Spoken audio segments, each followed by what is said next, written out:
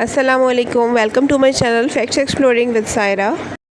इस वक्त हम लोग जन्नतुल माला के बिल्कुल सामने वाली रोड पे मौजूद हैं और मौसम बहुत अच्छा हो रहा था। खाना वगैरह खा के हम लोग और ज़ोहर की नमाज़ पढ़ के निकले थे हरम से, तो हमने सोचा चले थोड़ी स्ट्रॉलिंग कर लेते हैं, चहलकदमी कर लेते हैं। ये जगह चूँकि जन्नतुल माला के बिल्कुल सामने है, तो देखें ये दो हज़रात जो हैं वो यहाँ पे बैठ के इसाले सवाब कर रहे हैं। नॉर्मल है बिल्कुल, ये मक्के की रोड्स पे ऐसा होता है। मक्का मुकर्रमा वो शहर है जहाँ हुज़ूर पाक सल्लल्लाहु अलैहि वसल्लम की पैदाइश हुई, उनका पूरा बचपन गुजरा है, उसके बाद वो बड़े हुए हैं। मुआश उन्होंने इसी शहर में ढूंढा। उसके बाद हज़रत खदीजतुल कुबरा रज़ियल्लाहु ताला अन्हा से उनकी शादी हुई, फिर उनके 6 बच्चे भी यहीं पे मक्का मुकर्रमा में पैदा हुए। उसके बाद जो है वो पहली वही जब आई थी उस वक्त हुज़ूर पाक सल्लल्लाहु अलैहि वसल्लम 40 साल के थे, तो वो भी गारे हिरा में जब आई थी, तो गारे हिरा भी मक्का मुकर्रमा में ही वाक़े है। और हुज़ूर पाक सल्लल्लाहु अलैहि वसल्लम की टोटल लाइफ जो थी वो 63 ईयर्स थी, जिसमें से 53 ईयर्स उन्होंने मक्का मुकर्रमा में गुजारे। तो यहाँ पे टहलते वक्त मुझे एहसास हो रहा था कि हुज़ूर पाक सल्लल्लाहु अलैहि वसल्लम इन्हीं गलियों से गुजरा करते होंगे, इन्हीं रोड्स वगैरह पे। उस वक्त तो मतलब सिचुएशन दूसरी होगी, अब दूसरी है, लेकिन जगह तो बहरहाल यही है। और इस जगह जो इतनी प्यारी स्कल्पचर्स बने हुए थे, वहाँ पे एक आयत थी, वज़क़ाहुम रब्बुहुम शराबन तहूरा। ये कोई भी पीने की चीज़ की दुआ है, पानी शरबत वगैरह जो भी पिए तो ये दुआ पढ़ते हैं। और कुरान शरीफ के 29वें सिपारे में ये आयत है, और अभी मुझे सूरत याद नहीं आ रही। खैर, हम लोग ऐसे ही रैंडम चलते जा रहे थे, वॉक कर रहे थे, तो मैं आपको हुज़ूर पाक सल्लल्लाहु अलैहि वसल्लम की पर्सनल लाइफ के बारे में बता रही थी कि उनकी जो है वो चार बेटियाँ थीं और 3 बेटे थे। सबसे बड़ी बेटी का नाम था हज़रत ज़ैनब रज़ियल्लाहु ताला अन्हा, उनसे छोटी थी हज़रत रुक़ैया रज़ियल्लाहु ताला अन्हा, उनसे छोटी थी हज़रत उम्मे कुलसूम रज़ियल्लाहु ताला अन्हा, और उनसे भी छोटी सबसे छोटी जी थी हज़रत फ़ातिमा रज़ियल्लाहु ताला अन्हा थी, जो जन्नत की ख़वातीन की सरदार भी होंगी। और बेटे जो थे वो 3 थे। सबसे पहले हज़रत क़ासिम रज़ियल्लाहु ताला अन्हा, और इन्हीं की वजह से हुज़ूर पाक सल्लल्लाहु अलैहि वसल्लम की कुनियत अबू क़ासिम थी। और उसके बाद जो थे हज़रत अब्दुल्ला रज़ियल्लाहु ताला अन्हा थे, और सबसे छोटे थे वो हज़रत इब्राहीम रज़ियल्लाहु ताला अन्हा थे। इनमें सिर्फ इब्राहीम रज़ियल्लाहु ताला अन्हा जो थे ना, हज़रत मारिया क़िब्तिया रज़ियल्लाहु ताला अन्हा से थे, जबकि बाकी 6 की 6 औलादें जो थी हज़रत खदीजतुल कुबरा रज़ियल्लाहु ताला अन्हा से थी। और यहाँ पे सूरह इब्राहीम की जो है वो आयत एक कुंदा है, जो कि हज़रत इब्राहीम अलैहिस्सलाम ने अल्लाह ताला से की थी कि वइज़ क़ाला इब्राहीम रब्बि इजअल हाज़ल बलदा आमिना वजनुबनी व बनी अन नअबुदल असनाम। तर्जुमा है कि और याद करो जब इब्राहीम अलैहिस्सलाम ने अपने रब से दुआ की थी कि ए हमारे रब, इस शहर को यानी मक्के को अमन का शहर बना दे और मुझे और मेरी औलाद को बुत परस्ती से बचा। एंड एज वी रिमेंबर कि हज़रत इब्राहीम अलैहिस्सलाम के ज़माने में भी बहुत ज़ोर शोर से बुत परस्ती होती थी। यहाँ तक कि हज़रत इब्राहीम अलैहिस्सलाम की पैदाइश तो हुई ही एक बुत बनाने वाले के घर पर थी। वालिद जो थे उनका जो बाप था आज़र, वो बुत ही बनाता था। और हुज़ूर पाक सल्लल्लाहु अलैहि वसल्लम के ज़माने में भी बुत परस्ती बड़े ज़ोर शोर से हुआ करती थी। तो अबुल अंबिया हज़रत इब्राहीम अलैहिस्सलाम ने इस शहर यानी मक्का मुकर्रमा के लिए जो दुआ मांगी थी वो यहाँ पे कुंदा भी है, ताकि सारी हयात जो भी लोग यहाँ से गुज़रे उनको ये बात याद रहे कि बुत परस्ती का बड़ा मरकज़ था ये। लेकिन अल्लाह का शुक्र है कि अल्लाह ताला ने सबसे बड़ा इबादत का मरकज़ ही इस शहर को बना दिया खाने काबा के तवस्सुत से। पीछे यहाँ पे जो है वो पार्क बना हुआ था, तो बच्चे यहाँ पार्क में जाने की ज़िद करने लगे, तो हम लोग यहाँ बैठ गए थे और बच्चे जो हैं वो पीछे पार्क की तरफ चले गए। और सामने जो है जन्नतुल माला में जो है गेट नंबर 2 है, जाफ़रिया गेट इसे कहते हैं। तो यहाँ पे जो है वो किसी की मैयत आई हुई थी, किसी खुश नसीब की, और यहाँ पे तदफीन के सिलसिले में जो है वो लोग जमा थे। किसी अरबी की ये मैयत लग रही थी, क्योंकि जो इनके सारे रिश्तेदार थे वो सब जुब्बा पहने हुए थे, एक खातून भी इनके साथ थी।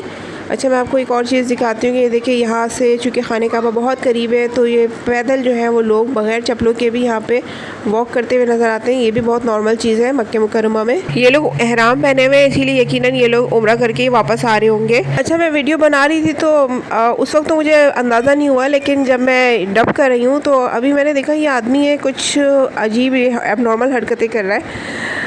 ये जन्नतुल माला के बिल्कुल सामने बैठा हुआ था और ख़ुद से बातें कर रहा है, वो भी body language, complete body language के साथ। तो पता नहीं बेचारे के साथ क्या मसला है, भीख मांग रहा है या मेंटली जो है वो इल है, या तो इन पे आसेब है। खैर, अल्लाह ताला इन पे रहम करे। मैंने सोचा चले पार्क की भी थोड़ी वीडियो बना लेते हैं। बड़ी बड़ी बिल्डिंग्स यहाँ पे, रेजिडेंशियल एरिया यहाँ पे कम होता है और होटल्स रेस्टोरेंट्स वगैरह ज़्यादा होते हैं। ये सारी जो बिल्डिंग्स आप देख रहे हैं ना, ये खाने काबा के हरम के करीब होती हैं, तो ये होटल्स ही होती हैं लाजमी तौर पर।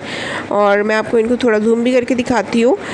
मौसम बड़ा अच्छा हो रहा था तो लोग भी यहाँ पे आराम से बैठे हुए थे, वरना मक्के मुकर्रमा में इतना हीट वेव होता है कि आप यहाँ पे नहीं बैठ सकते इतने आराम से। ये अभी जनवरी चल रहा था, तो ये भी एक होटल है और इसके नीचे जो है वो ये लॉन्ड्री शॉप है। और साथ में और भी शॉप्स थी, ले नहीं सकी मैं।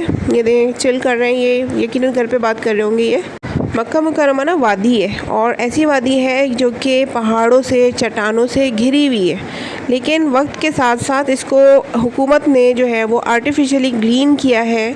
यहाँ पे ऐसी ग्रीनरी जो है ना वो कभी नहीं हुई है जो जितनी अब देखी जाती है। और आपको मैं ये भी बताऊँ कि नेचुरली भी अब यहाँ पे ग्रीनरी हो रही है, मतलब जैसे ही बारिश होती है ना, यहाँ पे बहुत शदीद किस्म का जो सब्ज़ा है वो उगाता है। चट्टानों पे भी, पहाड़ों पे भी, भाई पथरीली होती हैं हालांकि वो। और कुर्ब क़यामत की ये बड़ी निशानियों में से निशानी है कि रेगिस्तान नखलिस्तान बन जाएगा। यहाँ पे पेबल्स जो है वो वाइट पेंट करके लगाए हुए थे, इतने प्यारे लग रहे थे ये, और छूने में भी बड़े अच्छे सिल्की सिल्की से लग रहे थे। और बच्चे यहाँ पे खेल रहे थे, चूँकि फ़रागत ज़्यादा थी तो हमने कहा घर जाके क्या करेंगे, यहीं पे ही चलो टाइम स्पेंड करते हैं। ये देखिए क्रेन्स नज़र आ रही हैं, इन क्रेन्स का मतलब ही यही होता है कि खाने काबा इधर है। खाने काबा के बिल्कुल पास लगी हुई हैं, मतलब इवन के हरम के हदूद में लगी हुई हैं। और क्लॉक टावर भी निशानदही करता है इस बात की कि ये खाने काबा के पास आप आ गए। हज का तो एक ख़ास वक्त मुकर्रर है कि ज़ुल्हज जो है वो इंग्लिश के महीनों के जिस भी महीने में आएगी आपने जाना ही जाना है उसमें। लेकिन ये कि अगर आप उम्रे का इरादा करें ना, तो आप नवंबर से लेके कोशिश करें मार्च तक के दरमियान जो है वो अपना स्लॉट बुक करवाएं, क्योंकि इन दिनों जो है ना वो मौसम बहुत अच्छा होता है मक्के का। मक्के की हीट वेव जो है, सऊदीया की हीट वेव बल्कि बोलनी चाहिए, बल्कि कहना चाहिए गल्फ़ की हीट वेव, कोई आम हीट वेव नहीं होती है। आपने देखा इस दफ़ा 2024 में कितने लोग जो है वो हज के दौरान इंतकाल कर गए, वो नहीं बर्दाश्त कर पाए मौसम की सख्ती। अभी मक्के में जो हमारा स्टे है वो 45 डेज़ का है, और ये 24 दिसंबर से लेके फरवरी के फर्स्ट वीक तक है। तो इन दिनों जो है मौसम बहुत अच्छा था मक्के का, इसीलिए हमने अल्लाह के हुक्म से, अल्लाह की रज़ा से माशाल्लाह बहुत सारे उम्रे किए, बहुत सारी नमाज़ें हरम में पढ़ी, बहुत सारी ज़ियारतें की हैं, और बहुत अच्छा रहा हमारा ये ट्रिप। इसमें मौसम का बड़ा किरदार था कि इस वक्त मौसम बहुत अच्छा चल रहा था, बिल्कुल ही यख बस्ता हवाएं भी नहीं चल रही थी, ऐसा नहीं था, और ऐसा भी नहीं था कि बिल्कुल गर्मी है। बहुत प्यारा खुनकी वाला मौसम था। बारिश भी हुई थी, पता है आपको, जब हम आए थे तो दिसंबर में बहुत बारिशें हुई थी यहाँ मक्के में। अच्छा ये देखें यहाँ पे रेड जुब्बा और भी इस तरह के ना बहुत सारे रंग बिरंगे ऐसे जुब्बे जो कि अनयूजुअल कलर के होते हैं, बिल्कुल कॉमन होते हैं। ख़ासतौर पे अफ्रीका से लोग जो है ना प्लास्टिक तक के जुब्बे मैंने देखे पहन के आते हैं। खैर वो उनका मतलब शौक़ होता है। और अच्छा मैं एक और चीज़ आपको दिखाऊँ कि ये देखिए वादी मक्का है ना, मैंने बताया था, तो यहाँ पर पहाड़ों को काट काट के जो है वो बिल्डिंग्स बनाई गई हैं, तो जा बजा आपको बीच में बिल्कुल पहाड़ कोई मिलेगा। वैसे तो हुकूमत ने इस शहर को बिल्कुल ही चेंज कर दिया है, और इनका विजन 2030 यही है कि सारी पुरानी इमारतों को गिरा के पूरे सऊदीया को नया कर देना है। बिल्कुल सामने जो जन्नतुल माला है, इसका भी एक कंप्लीट व्लॉग मैंने डाला है अपने यूट्यूब चैनल पे, और उसमें भी काफ़ी इन्फॉर्मेशन जितनी मैं जानती थी मैंने दी। आपको उम्मीद है मेरी वीडियो पसंद आई होगी। मेरे चैनल को सब्सक्राइब कीजिएगा, अपना बहुत ख्याल रखिएगा। टिल नेक्स्ट वीडियो, अल्लाह हाफ़िज़।